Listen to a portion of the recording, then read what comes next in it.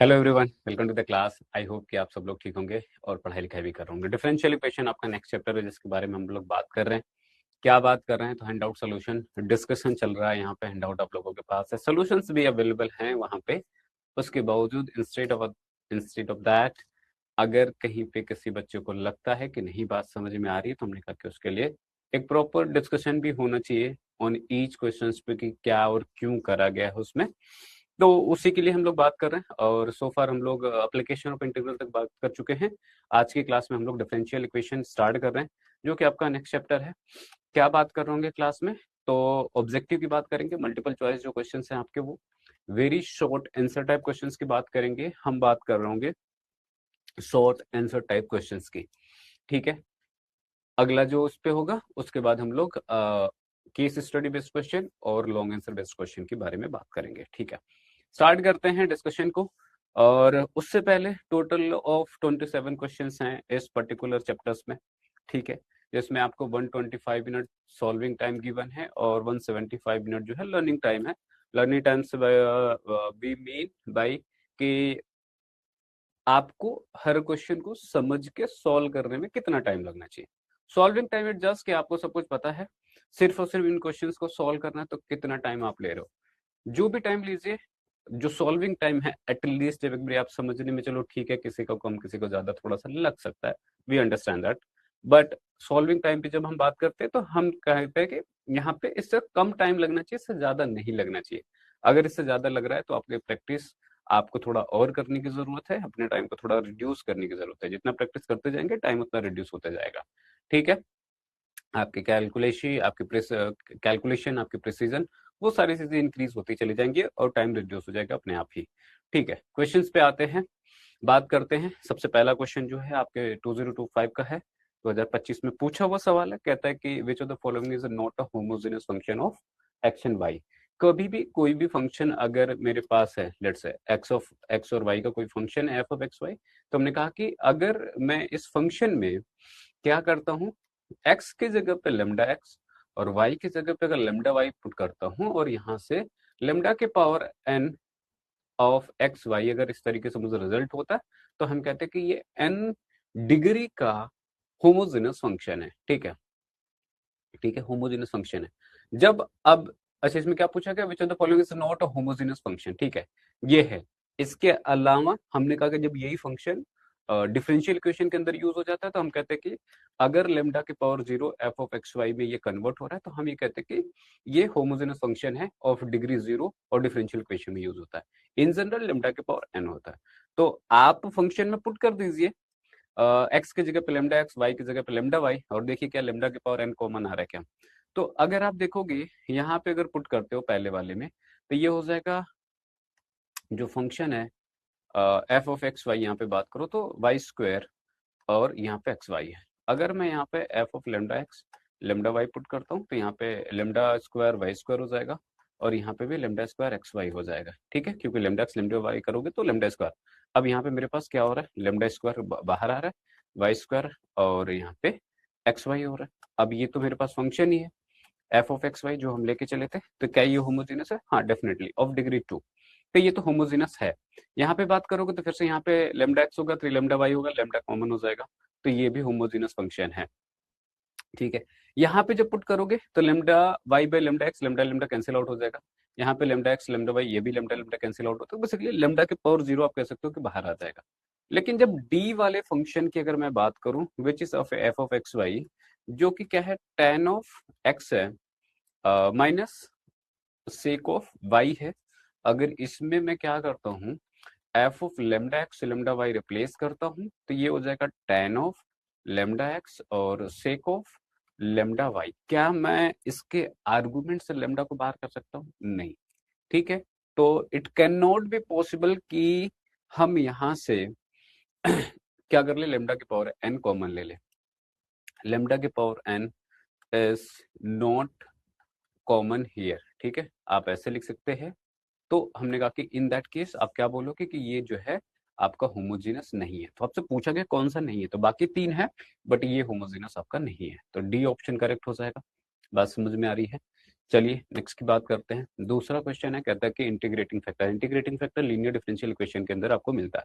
तो linear differential equation में सबसे पहले तो आपको इसको कन्वर्ट करना पड़ेगा। ये लीनियर डिफरेंशियल इक्वेशन का फॉर्म नहीं है। लीनियर डिफरेंशियल इक्वेशन का फॉर्म होता है dy by D x y into p into y बराबर क्यू होता है, जहाँ पे पी और क्यू होता है फंक्शन ऑफ एक्स होता है। या फिर d x upon D y हुआ तो फिर से पी वन क्यू वन अगर आप लिखते हो पी क्यू की जगह पे तो वो फंक्शन ऑफ वाई हो जाएंगे। सिंपल सी बात है, ठीक है। तो हमने कहा कि अगर इस डिफरेंशियल इक्वेशन का जो कि मुझे गिवन है, कह रहा है कि x plus two y cube है और यहाँ पे d Y by D x है बराबर टू वाई है। अगर मैं d x upon D Y के लिए यहाँ पे सॉल्व कर लूँ तो ये आ जाएगा x plus two y cube divided by two y, ठीक है। या फिर d x upon D y बराबर क्या हो जाएगा, डिवाइड कर देंगे तो ये हो जाएगा x by two into y plus two से टू कैंसिल आउट हो जाएगा, वाई से वाई कैंसिल आउट हो जाएगा, यहाँ पे वाई स्क्वायर बनेगा। और थोड़ा सा इसको और फर्दर सॉल्व कर ले तो d x upon D y minus का एक्स बाई टू आप ऐसे कर लीजिए, इसको माइनस कर लीजिए, यहाँ पे प्लस कर लीजिए और यहाँ पे एक्स करने के बजाय जो फॉर्म है आपको उसी फॉर्म में रखना है जो कि हमने स्टैंडर्ड फंक्शन में पढ़ा। तो यहाँ पे ये वाई स्क्वायर, अब ये बेसिकली देखा जाए तो मेरे पास ऑफ द फॉर्म है d x upon D y और यहाँ पे p बोल दीजिए p ऑफ x और यहाँ पे q है, जहाँ पे p और q क्या है, फंक्शन ऑफ y है। ये बात समझ में आती है। तो हमने कहा कि हमसे पूछा गया इंटीग्रेटिंग फैक्टर, राइट। हाँ, इंटीग्रेटिंग फैक्टर चाहिए तो इंटीग्रेटिंग फैक्टर होता क्या, IF से डिनोट करते हैं और लिखते हैं e की पावर इंटीग्रल p इंटू क्या dy, ये मेरे पास होता है। तो यहाँ पे अगर वैल्यू पुट करोगे p की जगह पे क्या है, तो हमने कहा कि माइनस का y बाई टू, तो e की पावर माइनस का वन बाई टू अगर आप बाहर रखते हो तो ये हो जाएगा इंटीग्रल y dy। एक सेकेंड, ये आपका अगर आप इसे डिवाइड करोगे तो एक्स अपॉन टू वाई आएगा, सॉरी, और ये आपके पास होगा एक्स अपॉन टू वाई, ठीक है जी। यहाँ पे करोगे तो ये बेसिकली कुछ ये बन रहा होगा माइनस का वन बाई टू, ठीक है। तो ये आपका क्या बनेगा, इसको y की जगह पे वन बाई वाई हो जाएगा, ठीक है। इंटीग्रेट करेंगे तो log y हो जाएगा, तो e की power minus one by two log y हो गया। या फिर इसको फर्दर सॉल्व करेंगे तो e की पावर लॉग y की पावर माइनस का वन बाई टू हो जाएगा। लॉग से लॉग e की पावर में है तो हमने कहा कि जो आर्गुमेंट होगा वो आंसर हो जाएगा। तो यहाँ पे सॉल्व करेंगे तो रूट ऑफ y आ जाएगा जो कि इसका इंटीग्रेटिंग फैक्टर होगा। आपसे यही पूछा गया, ये आंसर हो जाएगा। ऑप्शन वाइज अगर हम बात करें तो ऑप्शन वाइज बी क्या है, करेक्ट है। Coming to the next question. Next question is कि order of the differential equation. Order of the differential equation क्या होता है, हमने कहा कि दो चीजें, एक डिग्री एक ऑर्डर। कभी भी किसी भी डिफरेंशियल इक्वेशन में अगर ऑर्डर बतानी है तो आप देख लीजिए कि जो highest order derivative differential equation में यूज हुआ है तो वही आपकी ऑर्डर है। डिग्री की बात करते हैं, हमने कहा कि डिग्री थोड़ा सा एक स्टेप कॉम्प्लिकेटेड है। ये सिंपल सा कि पहली बात तो उसको अगर वो clear polynomial of d Y by D x नहीं है तो हम वहां से डिग्री नहीं बता सकते। फ्रैक्शनल पावर्स हैं और वो पावर अगर रिमूवेबल नहीं है तो हम डिग्री नहीं बता सकते। कभी भी टिग्नोमेट्रिक फंक्शन के आर्गुमेंट में डेरिवेटिव हो, लोगरिथमिक के आर्गुमेंट में हो, एक्सपोनेंशियल के हो, तो बेसिकली पॉलिनोमियल अगर क्लियर पॉलिनोमियल नहीं है तो हम डिग्री नहीं बता सकते, ऑर्डर बता सकते हैं वो कैसा भी हो। हमने कहा कि सिंपल क्या कि जो हाईएस्ट ऑर्डर डेरिवेटिव यूज हुआ, तब यहाँ पे हाईएस्ट ऑर्डर डेरिवेटिव क्या यूज हुआ है, डी टू डी की power four by D x की power four, right. Fourth time है तो ऑब्वियसली यही जो होगा इसका ऑर्डर हो जाता। किसी कोई मुझसे डिग्री पूछे, डिग्री में नहीं बता सकता, क्यों, क्योंकि ये क्लियर पॉलिनोमियल है, क्योंकि ये ट्रिग्नोमेट्रिक फंक्शन के आर्गुमेंट में है, ठीक है। कमिंग टू द नेक्स्ट, कहता है कि the general solution of the differential equation d Y by D x बराबर, अब ये वेरिएबल सेपरेबल आसानी से सॉल्व हो जाएगा, 2024 में पूछा हुआ सवाल है। क्या है, तो d Y by D x बराबर ई के पावर एक्स प्लस वाई है। अगर मैं इसको सॉल्व करूं तो ये क्या हो जाएगा, तो हम लोग यहाँ से लिख सकते हैं d Y by D x बराबर क्या, ई के पावर एक्स इंटू ई के पावर वाई, वेरिएबल सेपरेबल लगा देंगे तो ये हो जाएगा ई की power minus y d y और यहाँ ई के पावर एक्स डी एक्स हो जाएगा। दोनों साइड इंटीग्रेट कर दीजिए, ठीक है। दोनों साइड इंटीग्रेट करेंगे तो यहाँ पे क्या आ जाएगा, माइनस ई की पावर माइनस वाई और यहाँ पे क्या हो जाएगा ई की power x plus constant of integration. तो यहाँ से मैं क्या लिख सकता हूँ, ई की पावर माइनस वाई प्लस ई की पावर एक्स बराबर क्या, सी ये क्या हो जाएगा आपका डिफरेंशियल इक्वेशन। तो अगर ऑप्शन वाइज मेरे से कोई पूछे कि कौन सा सही है, तो e की पावर x e की पावर माइनस वाई बराबर सी, ऑप्शन नंबर ये क्या हो जाएगा इसका करेक्ट आंसर हो जाएगा। ठीक है जी, तो option number A. Coming to the next, कह रहे कि the order of the following differential equation, फिर से ऑर्डर पूछा है। अगर ऑर्डर पूछा तो हमने सिर्फ देखना क्या है, हमने कहा कि देख लो सबसे हाईएस्ट ऑर्डर का डेरिवेटिव कौन सा इन्वॉल्व है, तो इसमें मुझे पावर 4 का डेरिवेटिव इन्वॉल्व दिख रहा है, तो इसका ऑप्शन क्या हो जाएगा सही। मेरे से कोई पूछे डिग्री क्या है, मैंने कहा नहीं बता सकता। क्यों नहीं बता सकता, क्योंकि क्लियर पॉलिनोमियल नहीं है, क्योंकि लॉग के आर्गुमेंट में डेरिवेटिव चला गया। लॉग के आइडेंटिफाई करने के चार मतलब जहां पे फंसते हैं चीजें बोर्ड में, अगर जहां तक बात करूं, तो एक तो लॉग के आर्गुमेंट में चले जाए, एक्सपोनेंशियल के आर्गुमेंट में चला जाए, ट्रिग्नोमेट्री फंक्शन के आर्गुमेंट में चला जाए, या फिर होल पावर में फ्रैक्शनल पावर जो कि हम रिमूव नहीं कर पा रहे। फ्रैक्शनल पावर आए, अगर उसको मैं सॉल्व करूं, पक्षांतर करूं, करूं, स्क्वायर रूट लूं, जो भी करके, अगर वो फ्रैक्शनल पावर रिमूवेबल है, ठीक है, तब तो ठीक है। अगर नहीं रिमूवेबल तो वहां पे भी नहीं बता सकते। तो ये चार कंडीशंस होती हैं। अगर आपने ध्यान से पढ़ा है क्लास में, जब मैंने आपको बताई ये सब चीजें, तो कोई दिक्कत नहीं आनी चाहिए। यहाँ पे डिग्री ऑर्डर दोनों पूछा गया है। जैसा कि मैं बात करता, ट्रिग्नोमेट्रिक वाला डिस्कस हो गया, लॉग के आर्गुमेंट वाला डिस्कस हो गया, अब फ्रैक्शनल पावर वाले यहाँ पे देख लीजिए। डिग्री ऑर्डर दोनों पूछा है। हमने कहा कि ऑर्डर अगर मेरे से कुछ पूछे तो ये सेकेंड ऑर्डर का डेरिवेटिव यहाँ पे इन्वॉल्व है, तो टू तो हो जाएगा, मुझे पता है कि ऑर्डर इसका टू हो जाएगा। ठीक है, कोई दिक्कत नहीं। डिग्री की जब बात आती है तो हमने कहा कि यहाँ पे लिखा है D two y by D x square plus d Y by D x के होल पावर 1/4 प्लस एक्स के पावर 1/5 बराबर व्हाट, तो जीरो लिखा हुआ है। ठीक है, अब अगर ये जीरो लिखा हुआ है, हमने कहा कि ठीक है, ये अगर चीज है, हमने कहा कि सॉल्व कर सकते हैं क्या इसको। तो अगर इवन इफ मैं कह रहा हूँ कि क्योंकि मुझे बेसिकली हटाना पावर किससे से है, ये जो फ्रैक्शनल पावर देख रहा है डेरिवेटिव के ऊपर, उसी को हटाना है। तो हमने कहा कि अगर इसके लिए सॉल्व करने की कोशिश करें तो क्या होगा, d two by D x square तो यहाँ पे रहेगा, और d Y by D x की पावर 1/4 अगर ऐसा है, तो हमने कहा कि ठीक है, और मान लो इसको मैं एक्स की पावर 1/5 को दूसरी साइड लेके चला जाऊँ, क्या मैं पावर 4 करके हटा सकता हूँ? नहीं क्या हटा सकता, क्योंकि पावर 4 करोगे तो ये नेगेटिव की पावर 4 हो जाएगा। ठीक है, तो ये फ्रैक्शनल रिमूवेबल नहीं है बेसिकली। तो अगर रिमूवेबल नहीं है तो मुझे दिख रहा है कि जो इसका डिग्री होगा वो नॉट डिफाइंड हो जाएगा यहाँ पे। ठीक है, किसी को कोई दिक्कत यहाँ तक सोफार नहीं आनी चाहिए। ठीक है, ओके, चलिए नेक्स्ट की बात कर ले। नेक्स्ट क्वेश्चन क्या कह रहा है, the degree and order of differential equation, जितनी पॉसिबिलिटीज हो सकती हैं हम वो सारी यहाँ पे डिस्कस कर रहे हैं। क्या है यहाँ पे, डिग्री ऑर्डर दोनों पूछा गया आपसे। अब ऑर्डर चेंज कर दी तो ये बात देख रखिए, पहले डिग्री यहाँ पे ऑर्डर है, बाकी सारे क्वेश्चंस में देखोगे तो ऑर्डर डिग्री पहले पूछा होगा, तो ध्यान रखिएगा इस बात का भी। ये भी चीजें ट्रिक करते हैं। अब ये जितने सवाल भी मैंने कहा तो सारे बोर्ड के क्वेश्चन हैं, तो ऐसा नहीं है कि बस यूं ही लिखा हुआ है। ये लिखा हुआ मेरे पास equation log of Y dash बराबर क्या, एक्स के पावर 5 लिखा हुआ है। अब इसको मैं क्या लिख दूं, d two y by D x square लिखा हुआ है बेसिकली, ये का पावर होल स्क्वायर है, लॉग ऑफ वाई डैश या d Y by D x लिख सकते हैं वाई डैश को, और बराबर लिखा है एक्स के पावर। ठीक है, हमने कहा कि ऑर्डर क्या होगा, ऑर्डर तो हाईएस्ट ऑर्डर है, तो हमने कहा कि ऑर्डर तो यहाँ पे 2 हो जाएगा, ये बात मुझे समझ में आती है। डिग्री मेरे से कोई पूछे तो हमने कहा क्योंकि ये लॉग के आर्गुमेंट में है, तो हम यहाँ से इसको कैसे भी करके बाहर नहीं कर सकते, मतलब क्लियर पॉलिनोमियल बनेगा, तो ये नॉट डिफाइंड हो जाएगा। तो degree is not defined, order is 2। अब ऑप्शन में जाओगे तो यूजली ऑर्डर डिग्री के हिसाब से करोगे, 2 एंड नॉट डिफाइंड बोल देते, लेकिन नहीं, याद रखिएगा यहाँ पे क्या है, पहले और डिग्री पूछा गया तो जो कि नॉट डिफाइंड है, ऑर्डर जो कि यहाँ पे आपके पास 2 है। Option wise B option correct. ठीक है, ये उसी क्वेश्चन का हिंदी वर्जन है।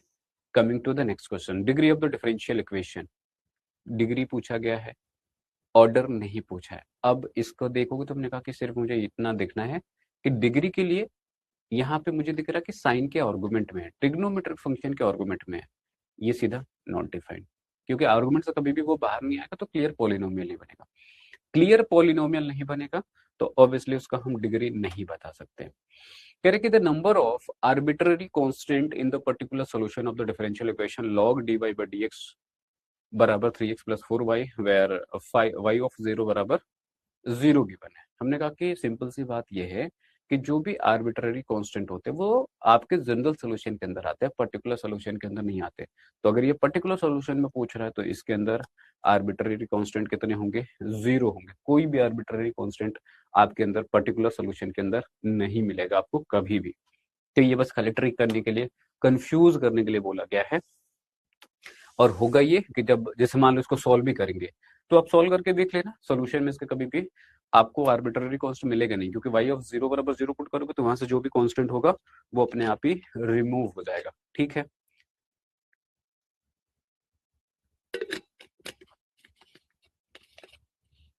ठीक है।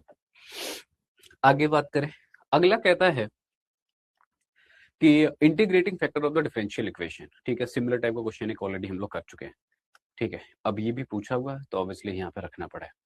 ठीक है, तो अगर यहाँ से मैं क्या करूँ, या तो d Y by D x में हम लोग सॉल्व करते हैं या तो d x upon d y में।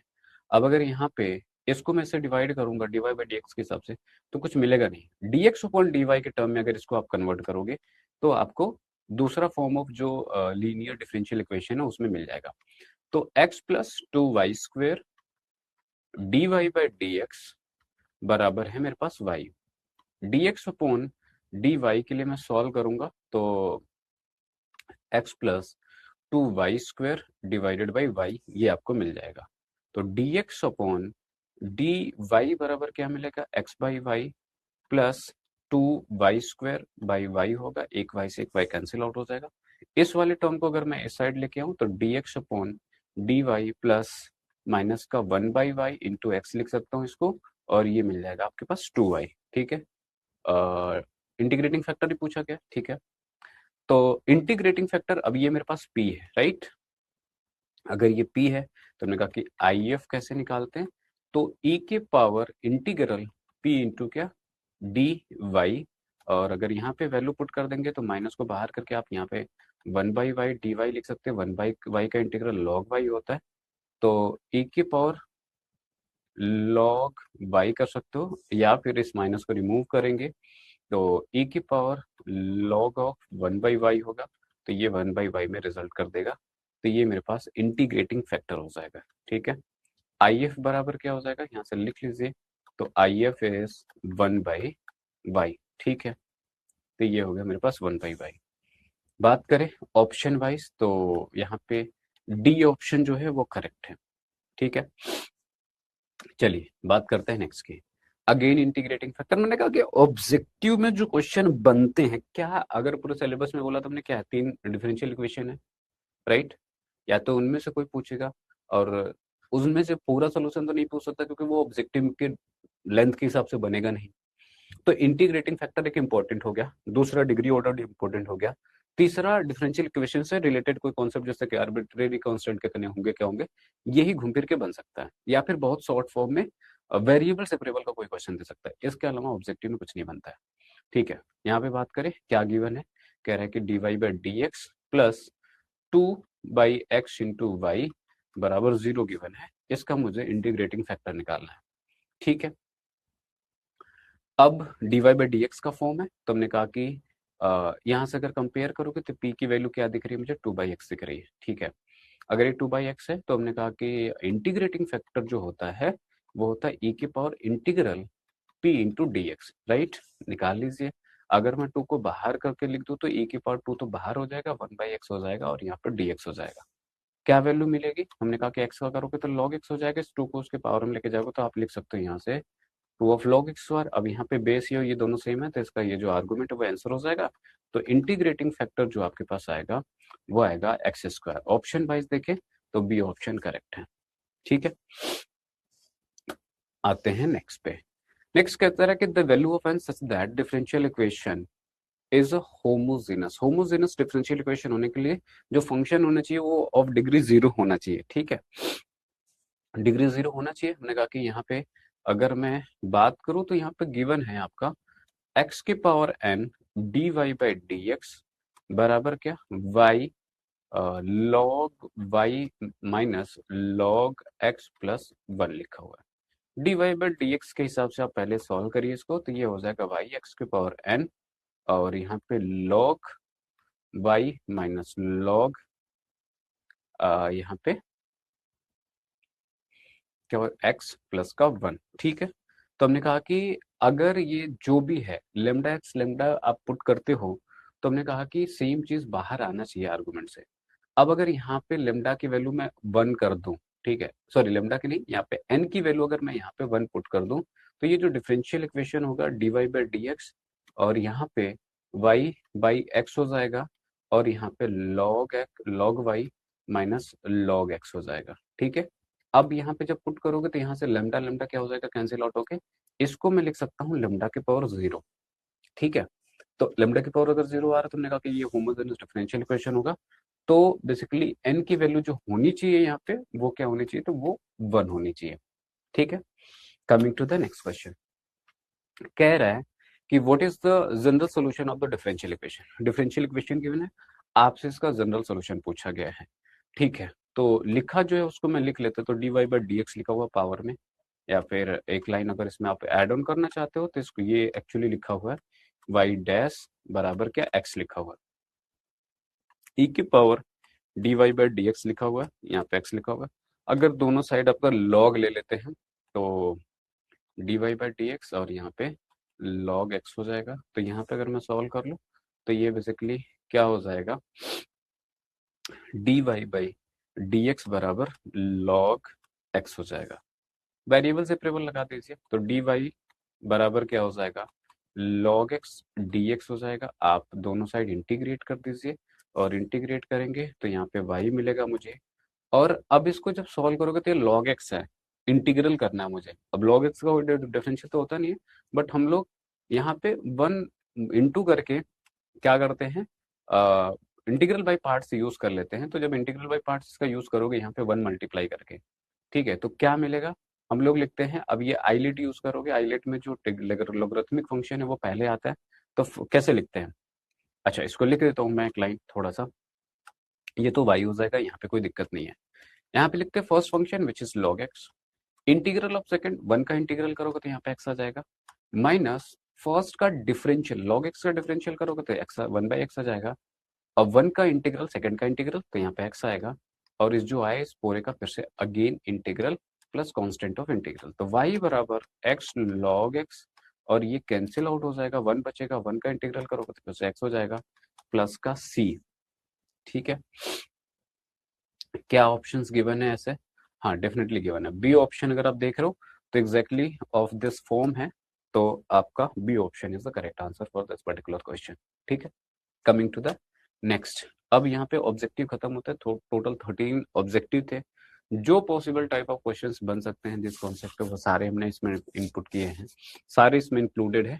तो होपफुली आप लोगों को बात समझ में आई होगी। Coming to the very short answer type question, जो फर्स्ट क्वेश्चन है इसमें कहता है कि find the differential equation of all non vertical lines in a plane, ठीक है। लाइन को अगर ब्रॉडली क्लासिफाई करा जाए तो 3 तरीके की लाइन होती है, या फिर आप 3 ही मान लीजिए। 3 कैसे लाइन मैं बोलता हूँ, मैंने कहा कि अगर ये मेरे पास कोऑर्डिनेट प्लेन है तो वर्टिकल लाइन, हॉरिजॉन्टल लाइन, ये वो लाइन है जो किसी किसी सिंगल एक्सिस को कट करती है। दूसरी लाइन जो होती है दोनों एक्सिस को कट करे, इंटरसेक्ट फॉर्म होती है, वो ऐसे हो सकती है, ऐसे हो सकती है, ऐसे हो सकती है, ऐसे हो सकती है, दूसरा टाइप। और थर्ड फॉर्म बोल सकते हो कि जो किसी को ना कट करे, तो हमने कहा कि वो ओरिजिन से पास कर रही होगी, ऐसी कोई भी लाइन। तो ये 3 तरीके की लाइन होती है। तो ये कह रहा है कि दोनों को कट करे, दोनों को कट करे वाली लाइन जो होती है, आप तो इंटरसेप्ट फॉर्म मान सकते हो, x by a y by b, ये वो मान सकते हो। या फिर मैंने कहा कि जब आप जो लाइन की इक्वेशन लिखते हो y बराबर एम एक्स प्लस सी, ये भी तो इंटरसेप्ट फॉर्म होता है ना, ये वो लाइन है जो वर्टिकल भी नहीं है, जो हॉरिजॉन्टल भी नहीं है यहाँ पे, ठीक है। तो अगर ये लाइन है तो हमने कहा कि इन जनरल आप डायरेक्टली इसके इक्वेशन लिख सकते हो कि नॉन वर्टिकल लाइंस है। अब अगर मुझे यहाँ से इसका डिफरेंशियल इक्वेशन चाहिए, तो एक्चुअली में जो भी कर्व है उसका अगर डिफरेंशियल इक्वेशन चाहिए उसके करस्पॉन्डिंग, तो हमने कहा कि जो नंबर ऑफ कांस्टेंट है वो हमको रिमूव करने होते हैं, जैसे भी करके। जितने भी नंबर ऑफ कांस्टेंट होते हैं इंडिपेंडेंट कांस्टेंट, ऐसा नहीं कि 2 कांस्टेंट को मिला दिया तो तीसरा कांस्टेंट होगा, नहीं नहीं, इंडिपेंडेंट जितने भी कांस्टेंट होंगे उतने ही degree of the differential equation होगी। यहाँ पे m और c 2 इंडिपेंडेंट कांस्टेंट मुझे दिख रहा है, तो मैंने कैसे को रिमूव करना है। अगर मैं डिफरेंशिएट कर दूं यहाँ से dy बाई डी एक्स बराबर तो क्या मिलेगा, m इंटू यहाँ पे 1 हो जाएगा प्लस का 0 हो जाएगा, राइट, c का डिफरेंशियल 0 हो जाएगा। और अगेन फिर से इसको मुझे m को हटाना पड़ेगा। तो हमने कहा कि अगेन अगर आप डिफरेंशिएट करते हो तो d2y/dx² बराबर क्या हो जाएगा 0। दोनों कांस्टेंट रिमूव हो गए, तो जो आ गया यही आपका डिफरेंशियल इक्वेशन है। ऑब्वियसली दो आर्बिट्ररी कांस्टेंट है, तो ऑर्डर ऑफ डिफरेंशियल इक्वेशन आपको पहले से पता है कि दो ही आने हैं। ठीक है, बात समझ में आ रही होगी। तो ये आपका आंसर हो जाएगा। Coming to the next question, क्या कह रहा है कि find the differential equation of system of concentric circle with centre 1 2, family of concentric with centre 1 2 radius r। ठीक है, चलिए कंसेंट्रिक सर्किल के बारे में बात कर रहे हैं। सेंटर 1,2 है, रेडियस कुछ भी हो सकता है। सपोज अगर रेडियस आप r लेते हो तो हमने कहा कि ये जो जनरली जो इक्वेशन शो करता है वो फैमिली ऑफ कंसेंट्रिक सर्किल होगा, जो कि जिसका सेंटर 1 2 होगा और रेडियस r होगा। अगर ऐसा किसी भी सर्किल या फैमिली सर्किल में लिखूं तो जो इक्वेशंस बनेंगी वो क्या होगा, सर्किल की इक्वेशन बतानी है, सेंटर 1 2 है, रेडियस r है। तो हमने कहा कि ये तो हमने पढ़ा है, h के सेंटर हो, रेडियस r हो, तो हमने कहा कि एक फैमिली ऑफ कंसेंट्रिक सर्किल अगर मैं यहाँ पे लिख दूं, फैमिली ऑफ कंसेंट्रिक सर्किल की अगर बात कर लो तो हमको मिल जाएगा यहाँ पे x-1 का होल स्क्वायर प्लस y-2 का होल स्क्वायर बराबर क्या r²। ठीक है, यहाँ पे r मुझे सिर्फ जो कांस्टेंट है बेसिकली इस इक्वेशन में, फैमिली ऑफ इक्वेशन में सिर्फ r दिख रहा है। एक कांस्टेंट है तो ऑर्डर ऑफ डिफरेंशियल इक्वेशन जो होगा वो 1 ही होगा। अब उसको रिमूव करना है आपको, डिफरेंशियल इक्वेशन चाहिए, तुमने कहा कि देख लो कैसे रिमूव करना है। ज्यादातर रिमूवल हम लोग डेरिवेटिव करके या फिर एक से दो बार डेरिवेटिव करते हैं, फिर आप उसमें मैनिपुलेशन करने से वो हट जाता है। ठीक है। अगर मैं यहाँ पे डिफरेंशिएट कर दूं, differentiating both side, differentiating both sides, both sides अगर डिफरेंशियल आप करते हो यहाँ पे तो क्या हो जाएगा, तो हमने कहा कि यहाँ पे आपके पास हो जाएगा d/dx ऑफ x-1 का whole square, dy/dx of d of dx of y-2 का होल स्क्वायर बराबर d/dx ऑफ r²। ठीक है, यही आएगा। यहाँ पे करोगे तो ये ट्वाइस ऑफ हो जाएगा, और जब x का करोगे तो यहाँ पे 1 आ जाएगा। ठीक है, सॉरी ट्वाइस ऑफ, और यहाँ पे x-1, और फिर से जब आप करोगे किसका, x-1 का फिर से डिफरेंशियल करोगे तो ये 1 का 0 हो जाएगा, इसका 1 आ जाएगा। ठीक है, यहाँ पे करोगे तो ये फिर से ट्वाइस आएगा, y-2 आएगा, और जब इसमें डिफरेंशियल करोगे तो y का क्या हो जाएगा, dy/dx हो जाएगा। यहाँ पे करोगे कांस्टेंट है 0 हो गया। हमको dy/dx के लिए सॉल्व करना होता है बेसिकली। तो अगर यहाँ से मैं 2 दोनों तरह साइड से कैंसिल आउट कर सकता हूँ, तो मेरे पास क्या बन रहा है, x-1 प्लस y-2 और यहाँ पे dy/dx। तो आप ऐसे भी छोड़ सकते हो, डिफरेंशियल इक्वेशन ही तो है, तो ये भी डिफरेंशियल इक्वेशन है, कोई दिक्कत तो नहीं है। या फिर आप इसको चाहो तो अगेन एक स्टेप सॉल्व कर सकते हो, और यहाँ से dy/dx बराबर लिख सकते हो minus of x-y divided by y-2। ठीक है, दोनों ही ऑप्शन करेक्ट है, आप ऊपर छोड़ते हो तब भी ठीक है, यहाँ पे भी छोड़ दोगे तब भी ठीक है। तो ये पर्टिकुलरली क्या होता है, आंसर होता है। यूजुअली हम कोशिश करते हैं कि dy/dx के फॉर्म में छोड़े, बराबर समथिंग करके छोड़े, दैट इज ठीक है, कोई दिक्कत नहीं। मैंने कहा कि वो भी कर सकते हो, उसको ऊपर वाले स्टेप में भी छोड़ सकते हो। Coming to the next question, कह रहा है कि write the order and degree of the following given differential equation. Given differential equation के ऑर्डर डिग्री बताइए। अब यहाँ पे डायरेक्ट थोड़ा बात कर लें। हमने कहा कि अगर मैं यहाँ पे मुझे ऑर्डर बतानी है और डिग्री बतानी है, ठीक है, क्या हो जाएगा। अगर मैं ऑर्डर की बात करूँ, हमने कहा हाईएस्ट ऑर्डर कौन सा यूज हुआ है, डी क्यू भी लिखा हुआ है, तो ऑब्वियसली ऑर्डर तो हो गया मेरे पास 3। ठीक है, अब ये क्योंकि दिख रहा है मुझे क्लियर पॉलिनोमियल दिख रहा है, कहीं आर्गुमेंट में नहीं गया, एक्सपोनेंशियल लॉगरिथमिक ट्रिग्नोमेट्रिक या कुछ भी ऐसा रेशनल पावर भी नहीं है। तो इसका हमने कहा कि जो हाईएस्ट ऑर्डर का पावर होता है वही इसकी डिग्री होती है, तो यहाँ पे क्या हो जाएगा 1 हो जाएगा। दूसरे में आ जाइए, हमने कहा कि अगर मेरे से कोई ऑर्डर पूछे तो ऑर्डर क्या हो जाएगा, तो हमने कहा कि ऑर्डर तो यहाँ पे जो सबसे ज्यादा यूज, तो यहाँ पे 1 लिखा हुआ है। डिग्री कोई पूछे, क्योंकि साइन के आर्गुमेंट में ठीक है, अच्छा ठीक है, यहाँ तो बता सकते हैं डिग्री, तो ये डिग्री क्या हो जाएगा, तो यहाँ पे मेरे पास हो जाएगा 2। ठीक है, थर्ड में आ जाइए, ऑर्डर की बात करेंगे तो ऑर्डर यहाँ पे अगेन मुझे 1 दिख रहा है, डिग्री की बात करेंगे तो डिग्री नॉट डिफाइंड, क्यों? क्योंकि ट्रिग्नोमेट्री फंक्शन के आर्गुमेंट में चला गया, ठीक है। तो ये मेरे पास आंसर्स हो जाएंगे। तो पहले भी करवा रखा है इसलिए थोड़ा सा कम टाइम दिया है। अब बात कर रहे हैं हम लोग शॉर्ट आंसर टाइप क्वेश्चंस के बारे में, ठीक है। एक एक करके सब पे बात कर लेते हैं, ठीक है। पहला क्वेश्चन एक बार आप रीड आउट करिए तब तक।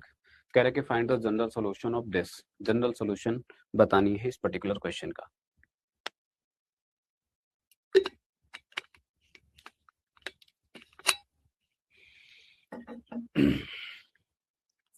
ठीक है, बात करते हैं।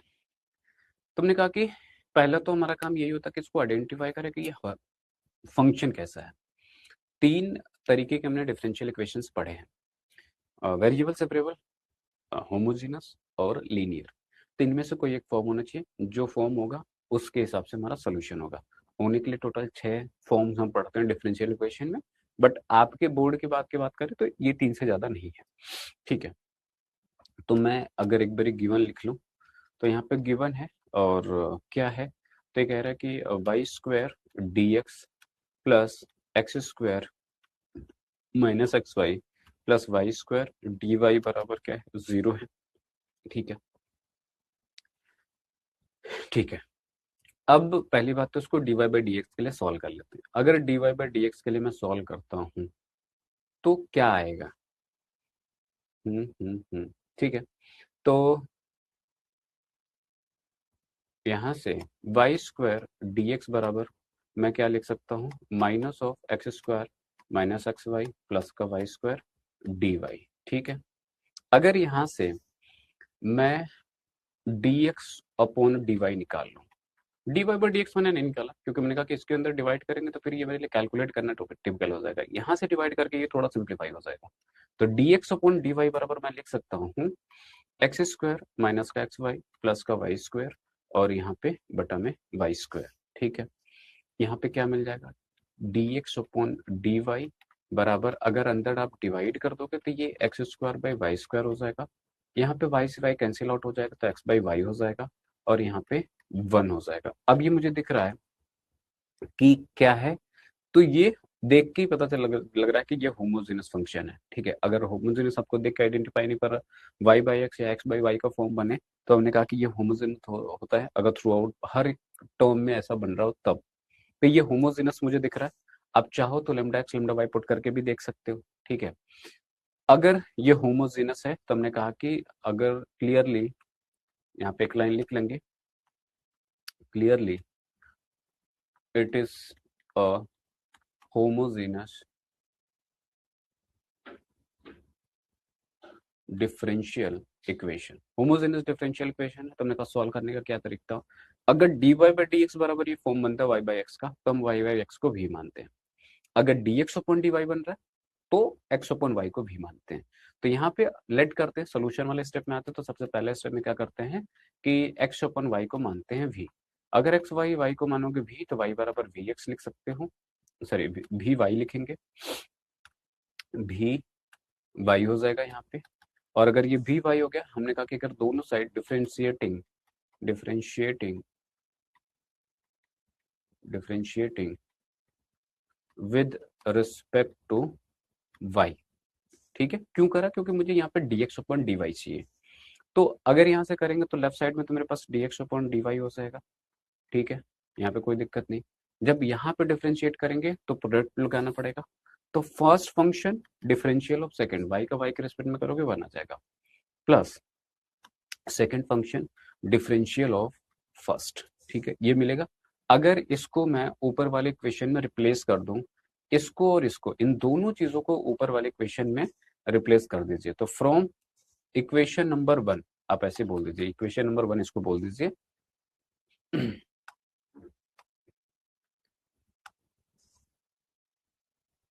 रिप्लेसिंग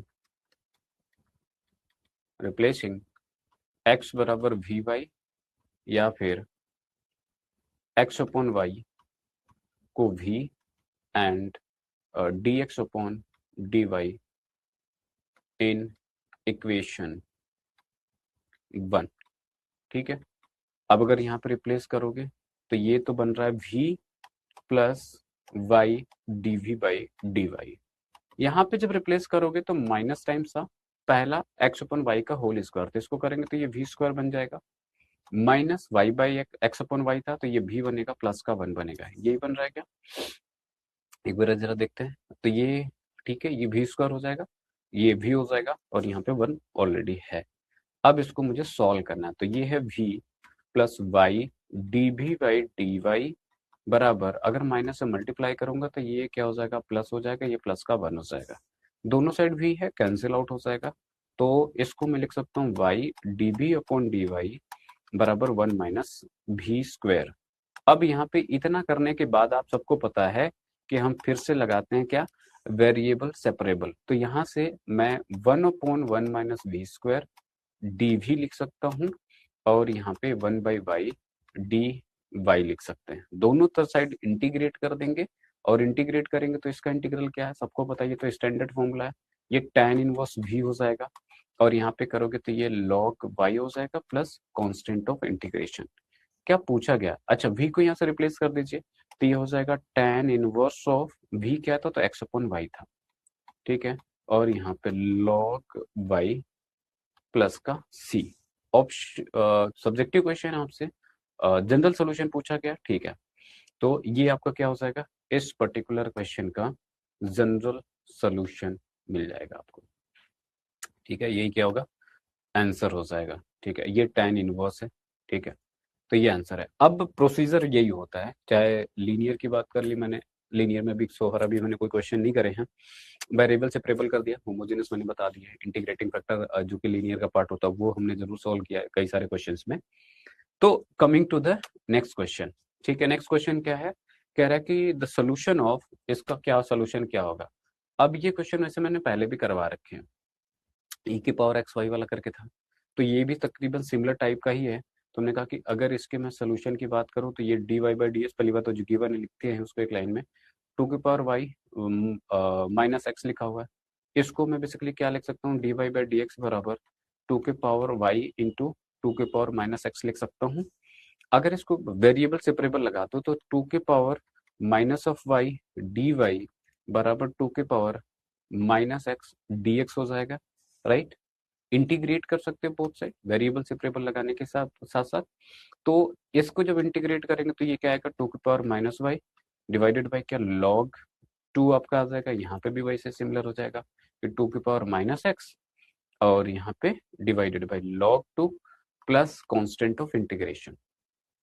सॉल्व कर लीजिए, सॉल्व करेंगे तो माइनस टू की पावर माइनस वाई और बराबर माइनस टू की power minus x plus C into log to लिख सकते हैं, ठीक है। एक साइड इसको करेंगे तो ये आपके पास आ जाएगा टू की power minus x minus two की पावर माइनस वाई बराबर सी इंटू लॉग टू, तो ये आपके पास क्या हो जाएगा, इसका आंसर हो जाएगा, सिंपल सी बात है ना।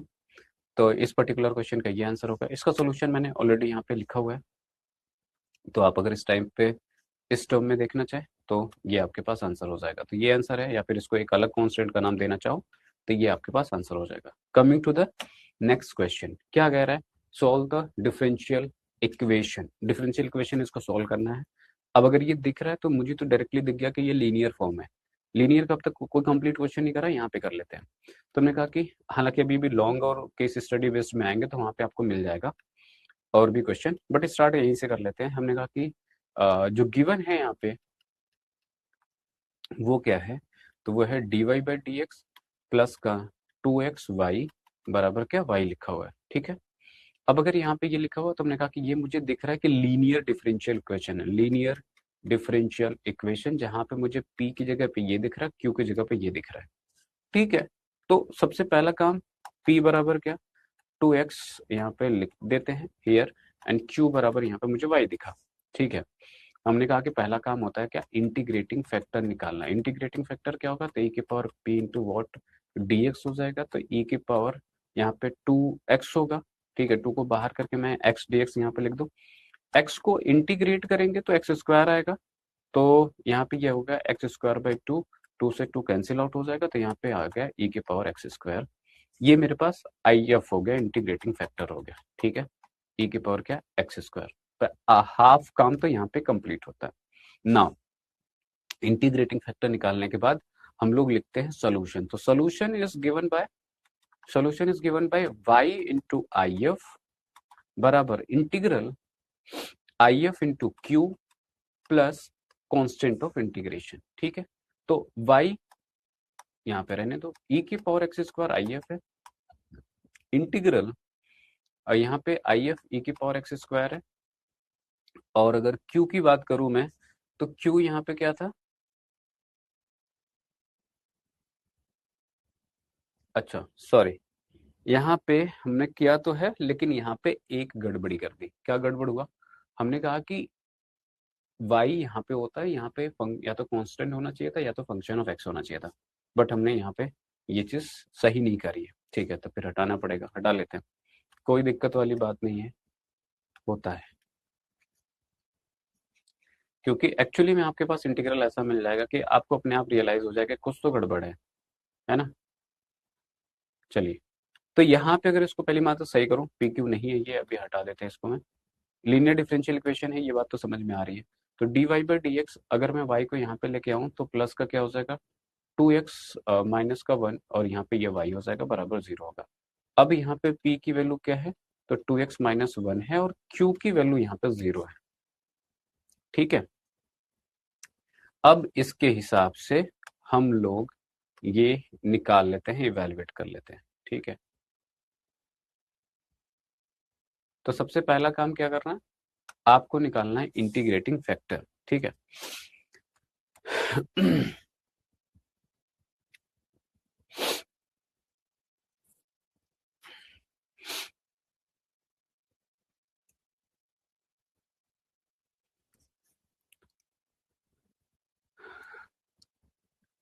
ठीक है, अगर यहाँ से इंटीग्रेटिंग फैक्टर निकालेंगे, क्या ये सॉल्वेबल किसी और वे में है क्या।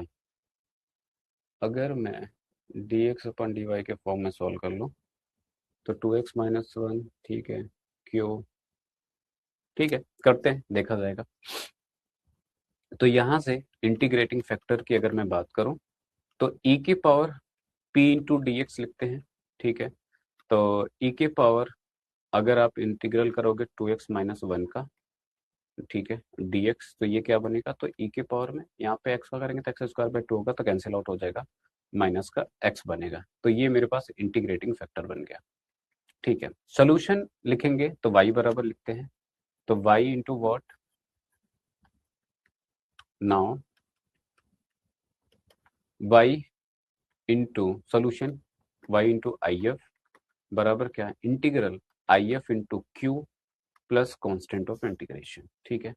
तो y इंटू आई एफ क्या है, e की power x square minus x है, इंटीग्रल आई एफ ई के power x square minus x, और यहाँ पे क्या हो जाएगा, तो 0 प्लस का c है। अब ये क्या मिल जाएगा, 0 ही मिल जाएगा, तो इंटीग्रल 0 प्लस का c, 0 का इंटीग्रल 0 ही हो जाएगा, और यहाँ पे y इंटू ई के power x square minus x क्या मिल जाएगा आपके पास। तो अब या फिर यहाँ पे y बराबर अगर हम सॉल्व करें तो ये c, और अगर इसको दूसरी साइड लेके जाएंगे तो क्या वैल्यू मिल जाएगी यहाँ पे, ये आपको दे देगा c इंटू ई के power minus x square minus का x। तो ये क्या हो जाएगा आपका इस पर्टिकुलर क्वेश्चन का आंसर हो जाएगा, ठीक है। आप चाहो तो माइनस से अंदर मल्टीप्लाई कर लेना, यही क्या हो जाएगा इसका आंसर हो जाएगा, ठीक है। यहाँ पर 0 से मुझे डाउट हो रहा था, बट कोई दिक्कत नहीं, ये सही है, ठीक है। ये सोल्यूशन मैंने ऑलरेडी यहाँ पे कर दिया है, तो आपको दिख रहा होगा ये ऑलरेडी यहाँ पे आपको एज एन आंसर मिल रहा है, ठीक है। आते हैं नेक्स्ट क्वेश्चन पे, कह रहा है कि find the particular solution of the differential equation. Particular solution चाहिए। अब अगर ये आपको दिख रहा है तो अगेन जो मुझे दिख रहा है गिवन, एक बार अगर लिख ले, पहले 2024 का ये भी पूछा हुआ सवाल है। तो कह रहा है कि d Y by D x minus 2xy बराबर 3x स्क्वायर और e के पावर एक्स स्क्वायर गिवन है। पर्टिकुलर सोल्यूशन चाहिए तो उसके लिए कंडीशन गिवन है। अगर मैं इसको थोड़ा सा एक मॉडिफाई करूं तो d Y by D x, अब प्लस यहाँ पे माइनस 2x लिख लेता हूँ, इंटू वाई बराबर 3x स्क्वायर ई के पावर एक्स स्क्वायर। अब अगर ये दिख रहा है तो ये आपके पास फिर से d Y by D x plus p y बराबर क्यू दिख रहा है, जहां पे p मुझे क्या दिख रहा है, तो p दिख रहा है माइनस का 2x और q दिख रहा है मुझे 3x² e की पावर x²। ठीक है, अब अगर यहाँ से ये फिर से दिख रहा है कि ये लीनियर है, लीनियर डिफरेंशियल इक्वेशन है, तो हमने कहा कि लीनियर डिफरेंशियल इक्वेशन को सॉल्व करने का क्या तरीका है, सबसे पहले हम निकालते हैं इंटीग्रेटिंग फैक्टर, जो कि क्या होता है e की power p into D x हो जाएगा यहाँ पे, और e की पावर माइनस 2x है, dx हो जाएगा। सॉल्व करोगे तो ये आ जाएगा e की पावर x का करेंगे तो x² बाय 2 हो जाएगा, माइनस 2 तो कांस्टेंट है, बाहर कर देंगे तो 2 से 2 कैंसिल आउट हो जाएगा, तो माइनस का x² बच जाएगा। इंटीग्रेटिंग फैक्टर हो गया। सोल्यूशन की बात करेंगे तो नाउ हमने कहा सोल्यूशन कैसे लिखते हैं, तो सोल्यूशन हम लोग लिखते हैं y इंटू आई एफ बराबर integral I F into Q plus constant of integration. y I F क्या, e की पावर माइनस का x² बराबर आई एफ e की पावर माइनस का x² इंटू क्यू जो कि 3x² है इंटू e की पावर x² है प्लस कॉन्स्टेंट ऑफ इंटीग्रेशन। ठीक है, ठीक है। अब अगर यहाँ पे देखोगे तो ये और मिलके 0 हो जाएंगे, 0 नहीं होगा, बेसिकली पावर e की पावर 0 हो जाएगा, पावर ऐड होके, और उसकी वजह से ये हो जाएगा 1। तो यहाँ पे e इंटू ई की पावर माइनस x² बराबर इंटीग्रल बचेगा क्या, तो सिर्फ ये 3x² plus constant of integration, यहाँ पे dx होगा, dx मैंने कई जगह पे छोड़ दिया है, dx कर लीजिए। तो y इंटू ई की पावर माइनस x², इसको करोगे तो ये x³ बाई 3 हो जाएगा, तो 3 इंटू x³ बाई 3 हो जाएगा, प्लस c होगा, 3 से 3 कैंसिल आउट हो जाएगा, तो ये 3 से 3 कैंसिल आउट हुआ, तो y इंटू ई की पावर माइनस x², यहाँ पे x³ प्लस का c, इसको आप चाहो तो दूसरी साइड लेके जा सकते हो, तो x³ इंटू ई की पावर x² हो जाएगा प्लस c ई के पावर x² हो जाएगा। ठीक है, ये मेरा क्या होगा, इस पर्टिकुलर क्वेश्चन का सोल्यूशन हो जाएगा, यही मेरे पास आंसर है। अच्छा नहीं नहीं नहीं, एक चीज और, इसमें हमने कहा कि यहाँ पे हमें पर्टिकुलर सोल्यूशन पूछा गया ना, तो कंडीशन गिवन है पर्टिकुलर सोल्यूशन निकालने के लिए, वो क्या है, y ऑफ 0 बराबर 5 लिखा है।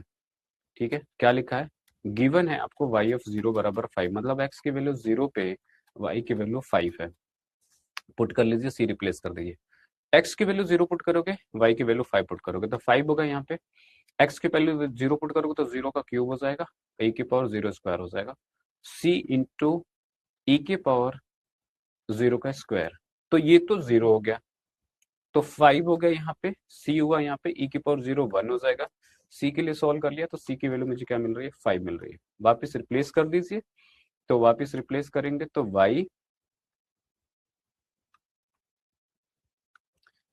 बराबर क्या, आपके पास क्या था पहले, सबसे पहले x³ ई की पावर x² प्लस c की जगह 5 हो जाएगा, e की पावर x²। तो अब ये आपका पर्टिकुलर सोल्यूशन है जिसमें कि कोई भी आर्बिट्रेरी कांस्टेंट नहीं है, तो ये आपके पास आंसर हो गया। होपफुली आप लोगों को बात समझ में आई होगी। तो इसका सोल्यूशन भी ऑलरेडी हमने कर दिया था, यहाँ पे था आपके पास, लेकिन ठीक है मैंने एक्सप्लेन कर दिया, उससे इसको एक एक स्टेप करके बता दिया। होपफुली आप लोगों को बात समझ में आई होगी।